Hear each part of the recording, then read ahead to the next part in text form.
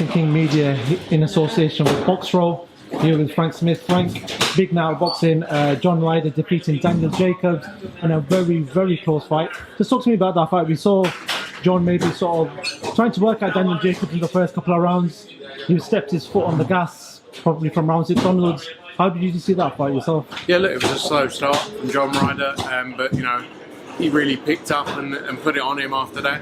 I think it was very close personally, and like we saw the scorecards could have gone either way. And you know, huge win for John Ryder. He deserves a break because you know he's had some tough nights. So from now, hopefully, he gets those big opportunities that he's been waiting for. And you know, fair play to Danny Jacobs. He came to John Ryder's backyard. He came over to London. He didn't have to do that. He's done well in his career. So you know, he believes he's still got a lot to offer. But you know, it ended up being an entertaining fight after a slow start. Yeah, an entertaining fight. I'll go back a couple of years when he fought Callum Smith, and that fight itself. After that fight, John believed he won that fight. I just spoke to him now and I asked him the same question. I go, that night you were gutted. Tonight you got that smile on your face. You've got a massive name on your resume in Daniel Jacobs. In them 2 years, or even with COVID coming in between, you know, what do you think of John over the last 2 years? He's had 2 opponents in between then, but you know, it's a massive resume that he's had with the big fighters, but this is a big name that he's got in his card now. Yeah, massive name. You know, Danny Jacobs has been in there with everyone. You know, from Golovkin, Canelo, Derevchenko. You know, all the big names he's been in there with, and you know, to go in there and get the win over him is huge for his career, because you know, a lot of fighters will look at that now and go, is it worth taking a shot against? So yeah, he did, especially after the Callum Smith fight, where a lot of people believed it could have gone the other way. You know, he deserves a big opportunity. So now's his chance, basically. He said that obviously he's not looking to go down that IBO route. He's going to stick to this route, WBA route, and sort of wait to see what's going to happen with Canelo. We know Canelo sort of rules the division. But what can realistically be next for John Ryder? What path can he be on? Yeah, I think look, as he said, we have to wait and see what Canelo does, because he's holding all the belts at 168. You know, so let's see how things play out on that front. I think David Morrell's the WBA regular champion. So you know, we'll have to wait and see. But you know, we'll go to work as soon as we can, and you know, make the right decision for John Ryder. I want to talk about Daniel Jacobs then. Is this the end of the road? I don't know, I just saw him now. He doesn't seem, he's obviously dejected and upset, but it doesn't seem like it is. You know, I felt he got tired in there, but you know, he's still, I think he's still got something in the tank. I think he still believes he can deliver a lot. So you know, we'll have to wait and see what he decides to do. Either way, you know, he's done so much in his career.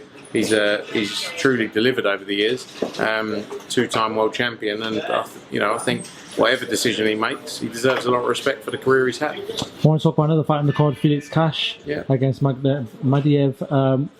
Close fight in the sense that he knocked Felix down in the first round. Obviously, the last round he was ejected to the point and knocked down. There were some close rounds in that fight as well. Looking at social media, some people had it the other way. How did you see that fight yourself? I thought it was a very close fight. You know, obviously with the 10-7 round and the 10-8 round, you know, you could have argued that I thought it was actually going to be a draw. But you know, I think everyone knew what a tough fight that was. You know, Madiev came in and he said he was going to stall him every round. I actually think Felix won a lot. You know, he actually boxed really well, especially coming back from that early knockdown to stay in there. He showed a lot of heart. You know, and after a long time out, he's you know, he deserves a lot of respect, because he could have gone in there and just had an easy fight. Not that, you know, he didn't want to do that. He wanted a proper fight, and I think, you know, people should show him respect for that. And there's some big fights down the road for Felix now. Johnny Fisher, absolutely. I've never seen anything like it. I think he sold about 2,000 to 3,000 tickets. I was sat with Amor Williams, and their team were just astonished by what they're seeing at the time. What do you make of that atmosphere that he brings to, especially a place like this? It's amazing.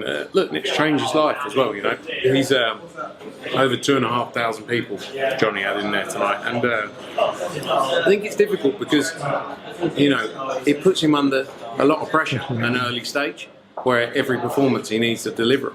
and I think we saw a bit more of a mature performance maybe tonight. I think he's still got a lot to learn. He's 5-0 with barely only amateur fights, and I think people have to understand that. I think because he's thrown in the spotlight, chief support, because he sells 2,500 tickets, it makes it harder to do that. But he's got a big future ahead of him, and the aim is just to keep him busy. He had a cut, he got a small cut, so we'll have to see how that how that heals up, and then try and get a plan to get him back out as soon as possible.